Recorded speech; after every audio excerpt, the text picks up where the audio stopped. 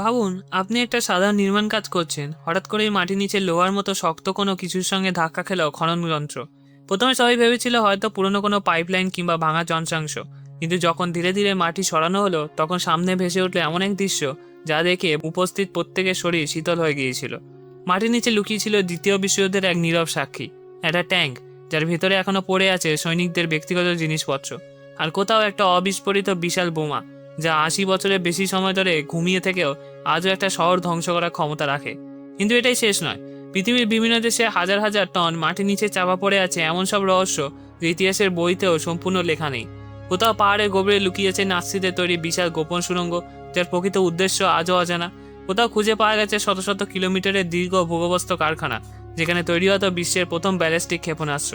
আবার কোথাও প্রত্নতাত্ত্বিকরা খুঁজে পেয়েছেন এমন গণকবর যা যুদ্ধের ভয়াবহতার এক নির্মম বাস্তব চিত্র তুলে ধরে। আজকের এই ভিডিওতে আমরা পৃথিবীর বিভিন্ন প্রান্তে মাটির নিচ থেকে উদ্ধার হওয়া দ্বিতীয় বিশ্বযুদ্ধের সবচেয়ে অবিশ্বাস্য, ভয়ঙ্কর এবং রহস্যময় আবিষ্কারগুলোর গল্প জানব।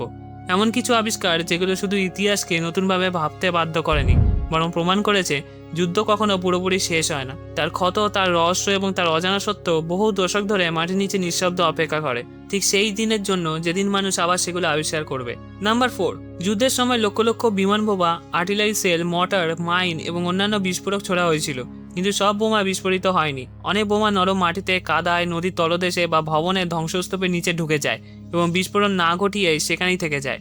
বিশেষজ্ঞের মতে দ্বিতীয় বিশ্বযুদ্ধ চলাকালে ইউরোপের উপর কয়েক মিলিয়ন টন বোমা ফেলা হয়েছিল। কেবল জার্মানির উপর মিত্রশক্তি প্রায় 1.5 মিলিয়ন টনেরও বেশি বোমা নিক্ষেপ করেছিল।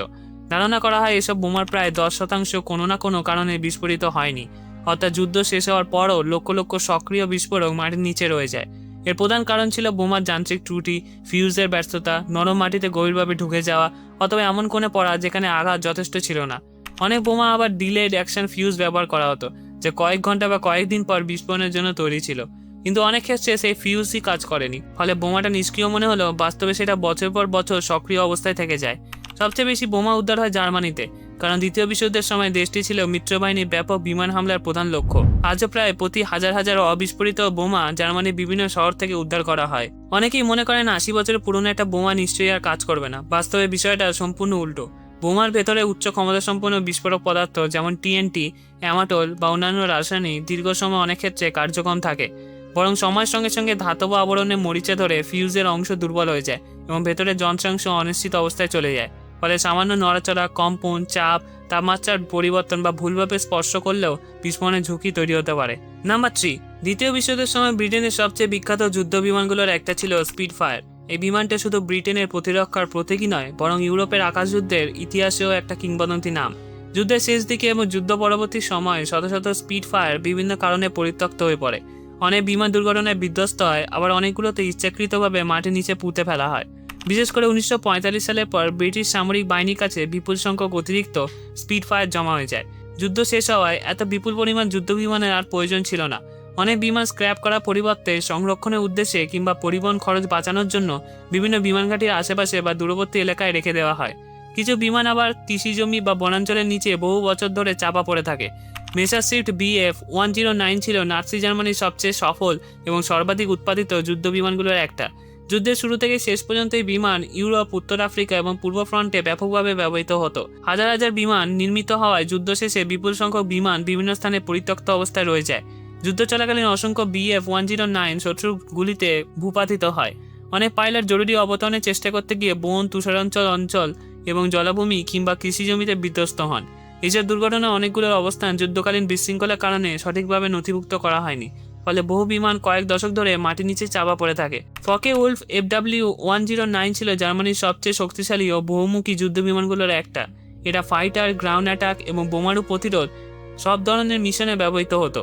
এর শক্তিশালী রেডিয়াল ইঞ্জিন, ভারী অস্ত্র এবং উচ্চগতির কারণে মিত্রশক্তির পাইলটদের কাছে এটা অত্যন্ত ভয়ের বিমান ছিল। যুদ্ধের শেষ দিকে জার্মানির বিমান ঘাঁটিগুলোর মিত্রবাহিনী ক্রমাগত বোমা হামলার লক্ষ্যবস্তুতে পরিণত হয়। ফলে অনেক FW-190 জরুরি অবস্থায় বনাঞ্চল, গ্রামীণ এলাকা অথবা অস্থায়ী রানওয়ে থেকে পরিচালিত হতো। যুদ্ধের শেষে পর্যায়ে জ্বালানি ও যন্ত্রাংশের ঘাটতির কারণে বহু বিমান উড়তে না পেরে সেখানেই ফেলে রাখা হয়। অনেক ক্ষেত্রে জার্মান সেনার শত্রুর হাতে প্রযুক্তি চলে যাওয়া ঠেকাতে বিমানগুলো আংশিক ধ্বংস করে বা মাটি চাপা দিয়ে দেয়।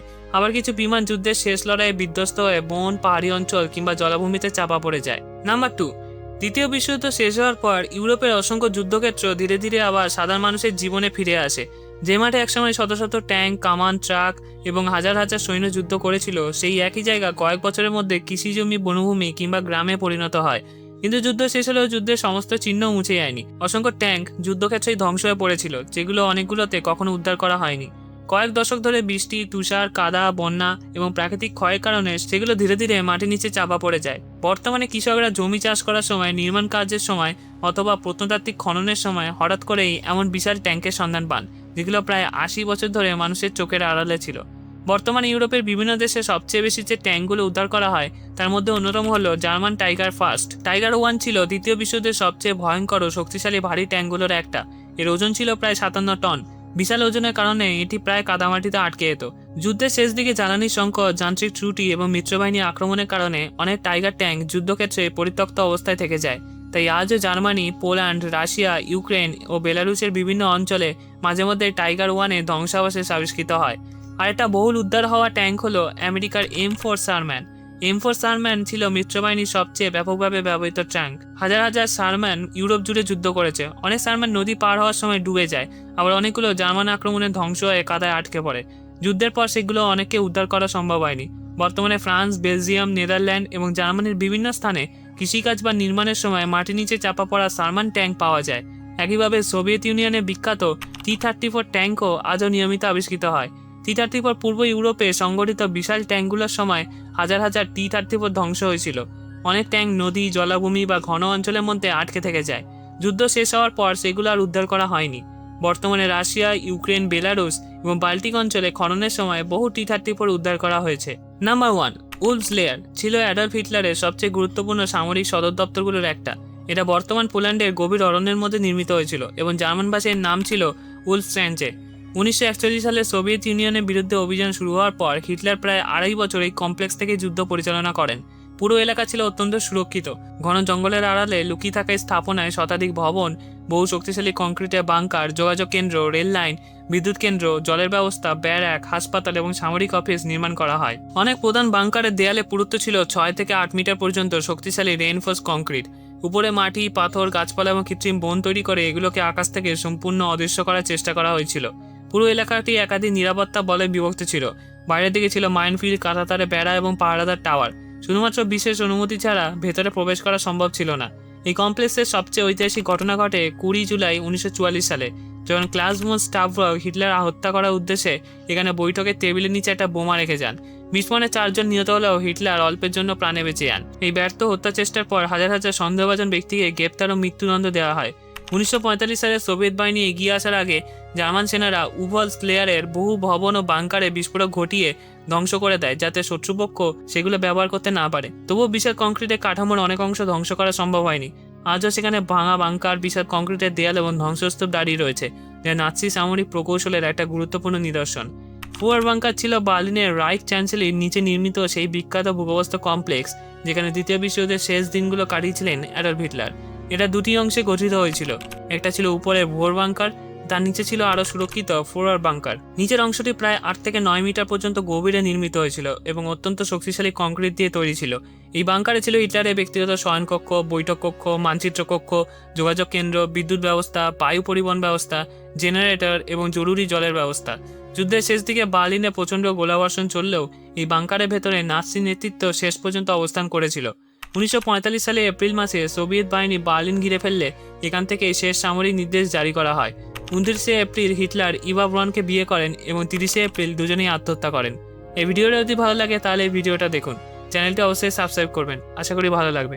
ধন্যবাদ।